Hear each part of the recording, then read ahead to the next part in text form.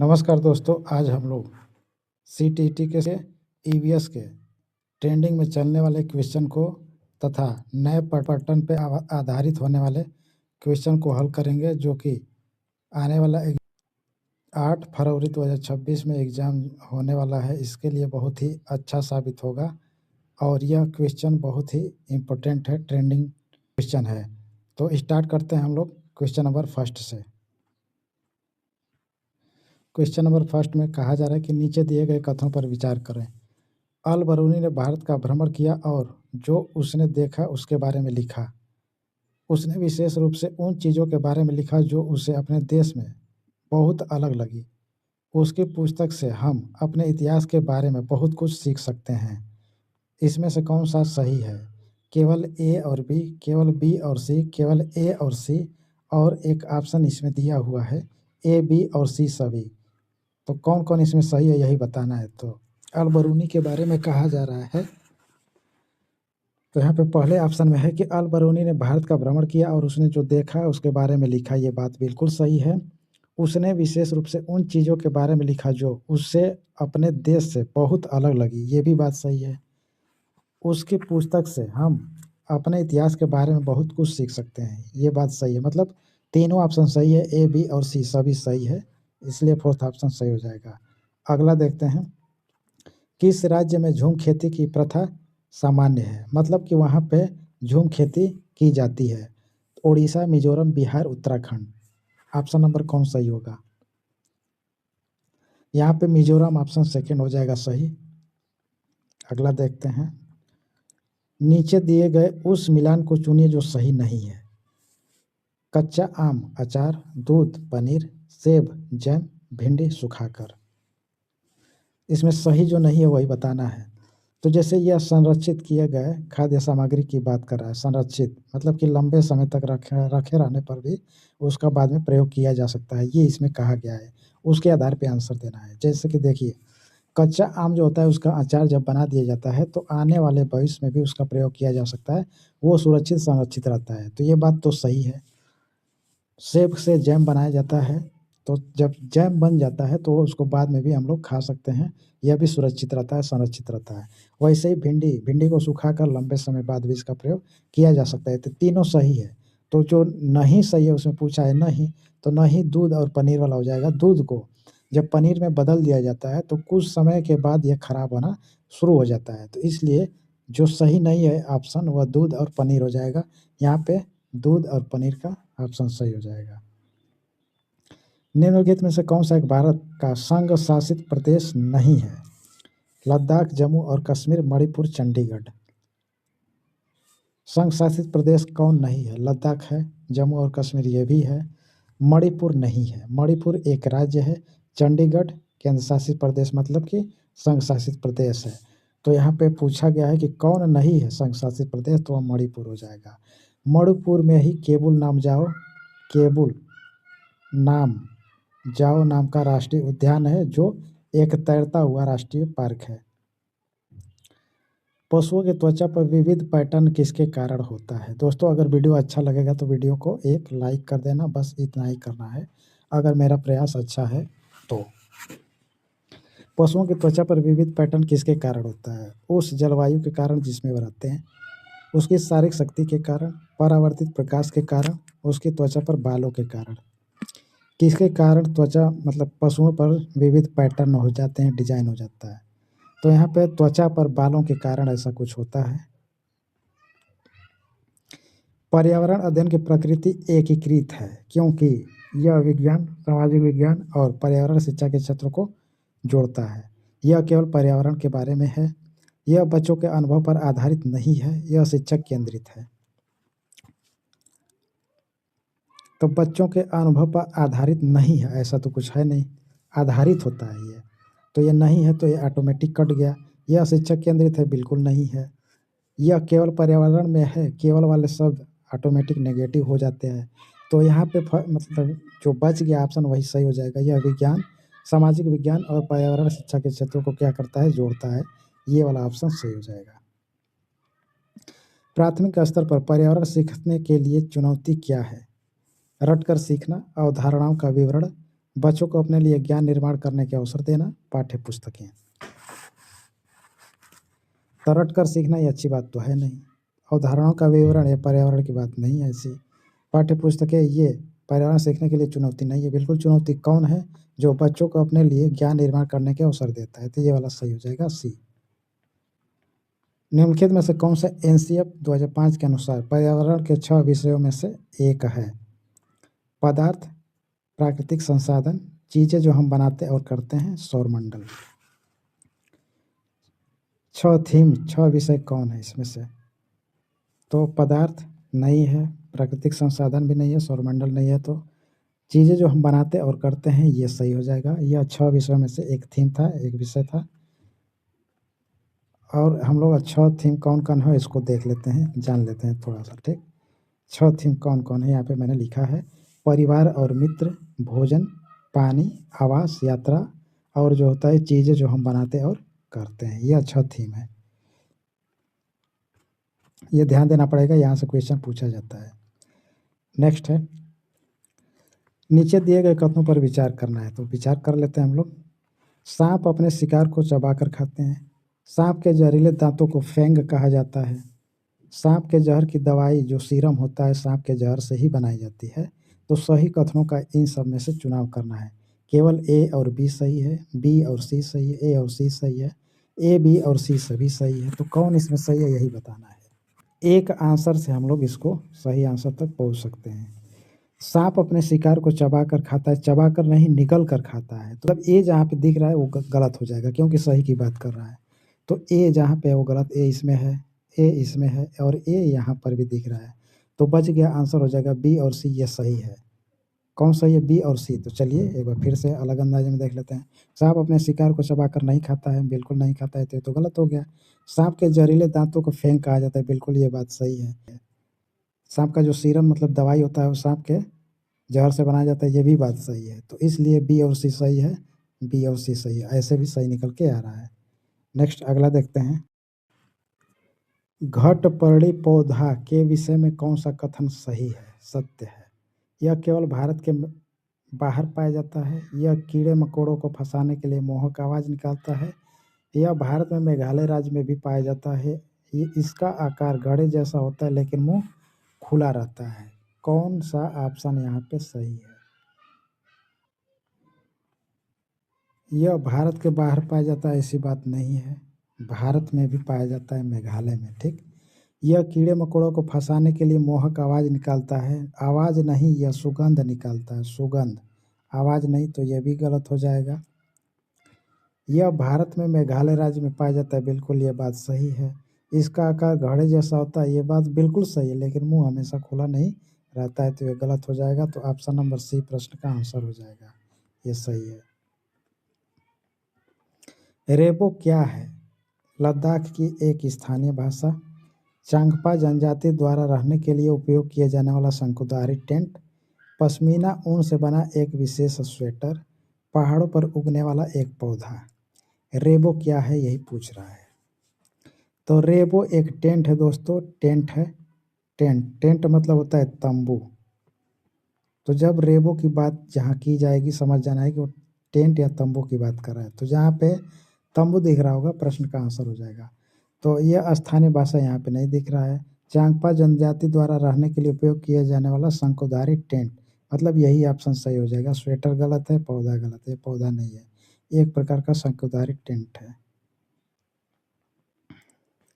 नीचे दिए गए किस राज्य या केंद्र शासित प्रदेश में गोलकोंडा किला स्थित है जो इसके बारे में ऐतिहासिक जानकारी जुड़ी हुई है? दिल्ली है, हैदराबाद, तेलंगाना है, लद्दाख या फिर पुदुचेरी है? सीधा सीधा प्रश्न है कि गोलकोंडा कहाँ पर स्थित है? गोलकोंडा किला, तो यह हैदराबाद के तेलंगाना में स्थित है, तेलंगाना के हैदराबाद में स्थित है, ठीक। कांसा दो धातुओं का मिश्रण है, ये धातुएं कौन है, यह इसमें पूछा गया है। तांबा और जस्ता, तांबा और टिन, तांबा और लोहा या फिर एल्यूमिनियम और टिन? तो इसका आंसर हो जाएगा तांबा और टिन।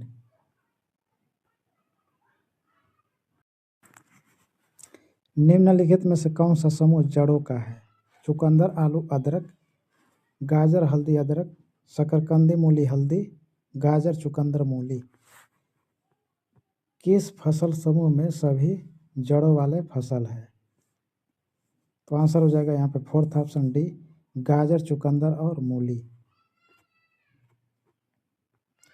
नेक्स्ट है कि नीचे दिया गया कौन सा कथन मधुमक्खियों और छत्तों के विषय में सही नहीं है? चलिए चेक करते हैं। छत्तों में बहुत सारी काम करने वाली मक्खियाँ होती है। छत्ते में केवल कुछ नर मक्खियाँ होती है। प्रत्येक छत्ते में एक रानी मक्खी होती है जो अंडे देती है। नर मक्खियाँ छत्तों के लिए अत्यंत महत्वपूर्ण होती है। छत्ते में बहुत सारी काम करने वाली मक्खियाँ होती है, बात बिल्कुल सही है। छत्ते में केवल कुछ नर मक्खियाँ होती है, ये भी बात बिल्कुल सही है, इसमें कोई बात गलत नहीं है। प्रत्येक छत्ते में एक रानी मक्खी होती है जो अंडे देती है, ये भी बात सही है। तो नर मक्खियाँ छत्तों के लिए अत्यंत महत्वपूर्ण होती है, अत्यंत महत्वपूर्ण नहीं होता है, ये बात गलत है। तो जो गलत है वही तो पूछा है, तो गलत इसमें कौन है? तो डी ऑप्शन हो जाएगा सही प्रश्न का आंसर। निम्नलिखित में से कर्णम मल्लेश्वरी के बारे में कथन चुनना है। वह एक भारोत्तोलक हैं। वह कर्नाटक की रहने वाली हैं। उन्होंने अंतर्राष्ट्रीय स्पर्धाओं में 29 मेडल जीते हैं। 12 वर्ष की आयु से ही वह वजन उठाने का अभ्यास करने लगी थी। कर्णम मल्लेश्वरी की बात कर रहा है, तो यहाँ पे कौन कौन ऑप्शन सही है? ऑप्शन यहाँ पे दिख रहा है ABC, ACD, BCD, ABC और D सभी सही है। तो ऐसा कुछ नहीं कि सभी सही है। चलिए देखते हैं, हल करते हैं। कर्णम मल्लेश्वरी की बात की जा रही, तो वह एक भारोत्तोलक हैं, बिल्कुल ये बात सही है। वह कर्नाटक की रहने वाली हैं, ऐसा कुछ नहीं, वह आंध्र प्रदेश की रहने वाली है। कर्नाटक नहीं, आंध्र प्रदेश की रहने वाली है, ठीक ना।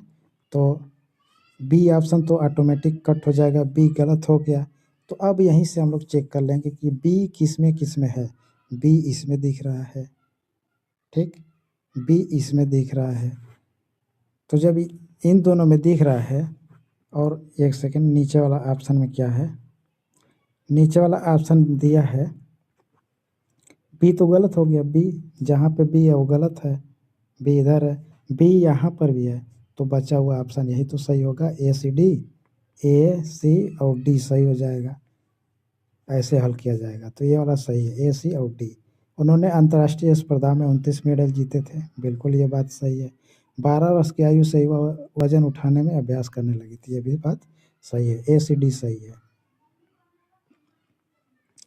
पर्यावरण अध्ययन में चित्रात्मक का उपयोग क्यों किया जाता है?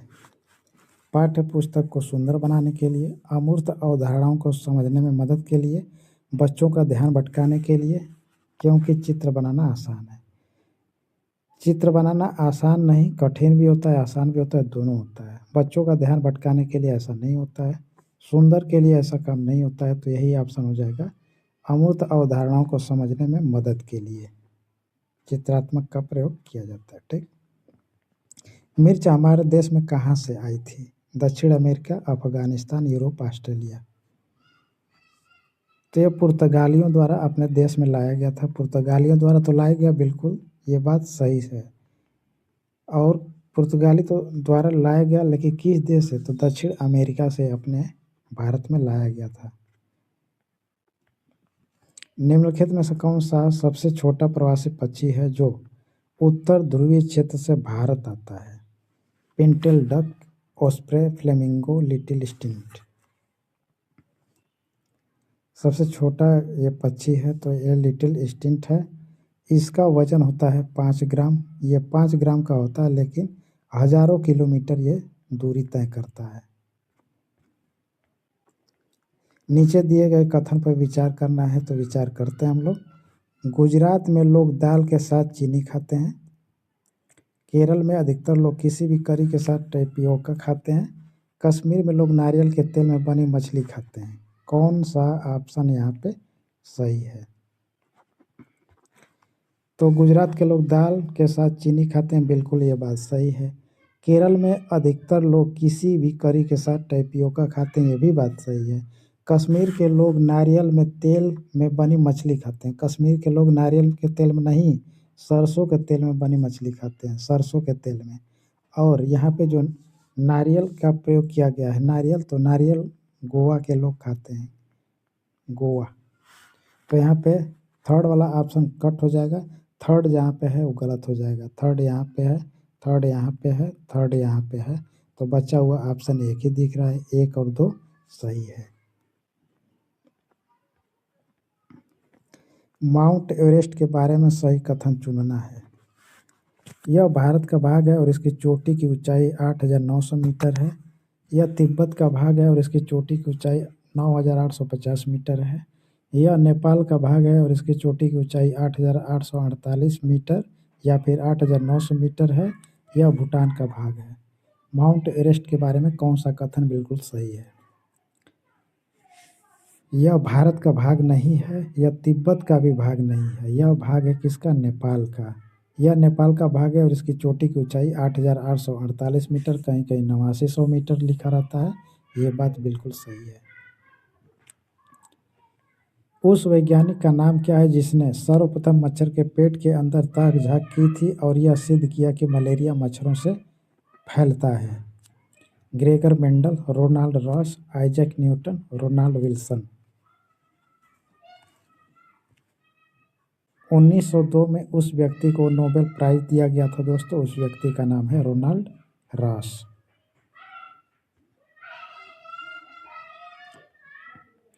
चेराओ नाच कहाँ के लोग करते हैं? झारखंड, मिजोरम, मणिपुर, मेघालय। यही प्रश्न मैं पेपर में जब हल करने गया दोस्तों तो मुझसे मिस्टेक हुआ था इन 2 ऑप्शन में। ये 2 ऑप्शन जो मिजोरम और मणिपुर है, यहीं पे मुझसे मिस्टेक हुआ था। चेराओ नाच कहाँ किया जाता है? तो मिजोरम में किया जाता है दोस्तों, लेकिन मैं मणिपुर टिक करके घर पे आया था। जब चेक किया तो मेरा आंसर गलत था। इसका आंसर हो जाएगा मिजोरम। नीचे दिए गए किस राज्य के ग्रामीण लोग अपने ढालू छत वाले लकड़ी के घर पत्थर या लकड़ी के खंभों पर 3 से 3.5 मीटर मतलब 10 से 12 फीट की ऊंचाई पर बनाते हैं? वो कौन सा स्टेट है? लद्दाख, असम, राजस्थान, उत्तर प्रदेश। यहाँ पे ए फॉर असम होता है दोस्तों, ए फॉर असम, और बी फॉर क्या होता है? बांस, बम्बू मतलब बांस। यही ध्यान दे रहा है। तो यहाँ पे बांस की बात कर रहा है, लकड़ी के खंभा, खंभा वही बांस। तो यहाँ पे असम इसका सही आंसर हो जाएगा। निम्नलिखित में से कौन सा पेट्रोलियम से प्राप्त नहीं होता है? मोम, ग्रीस, कोयला, डीजल। आंसर इसका कोयला हो जाएगा, कोयला। कड़कनाथ किसकी एक किस्म है जिसे भौगोलिक संकेत मिला था? बकरी, भैंस, मुर्गा, सुअर। इसका आंसर हो जाएगा मुर्गा। यह काले रंग का होता है और यह झाबुआ मध्य प्रदेश के झाबुआ डिस्ट्रिक्ट से इसका संबंध है। मध्य प्रदेश के झाबुआ डिस्ट्रिक्ट से। हाथियों के झुंड के बारे में सही कथन बताना है। कौन सही है हाथियों के बारे में? हाथियों के झुंड में केवल हथिनियाँ और 14 से 15 वर्ष के बच्चे रहते हैं। झुंड की सबसे बुजुर्ग हथिनी ही पूरे झुंड की नेता होती है। एक वयस्क हाथी एक दिन में 100 किलो से ज़्यादा पत्ते और झाड़ियाँ खा सकता है। उपरोक्त सभी कौन कौन सही है ये बताना है। हाथियों के झुंड में केवल हथिनियाँ और 14 से 15 वर्ष के बच्चे होते हैं, बिल्कुल बात सही है। झुंड की सबसे बुजुर्ग हथिनी जो होती है पूरे झुंड की नेता होती है, नेतृत्वकर्ता होती है, ठीक है। एक वयस्क हाथी एक दिन में 100 किलो से ज़्यादा पत्ते और झाड़ियाँ खा सकता है, बिल्कुल ये बात सही है। इसलिए 4th ऑप्शन प्रश्न का आंसर हो जाएगा। नीचे दिए गए कथनों पर विचार करना है। चलिए विचार कर लेते हैं। कहा जा रहा है कि कथन ए में खेजड़ी का पेड़ मुख्य रूप से रेगिस्तानी क्षेत्रों में पाया जाता है। तर्क जो आ रहा है इसे पढ़ने के लिए अधिक पानी की आवश्यकता नहीं होती है। अब यहाँ पे ऑप्शन है 4। ए और आर दोनों सही है, आर ए की सही व्याख्या है। ए और आर दोनों सही है लेकिन आर ए की सही व्याख्या नहीं है। ए सही है लेकिन आर गलत है। ए गलत है लेकिन आर सही है। तो इसमें कौन सा ऑप्शन सही है यही बताना है। Take care.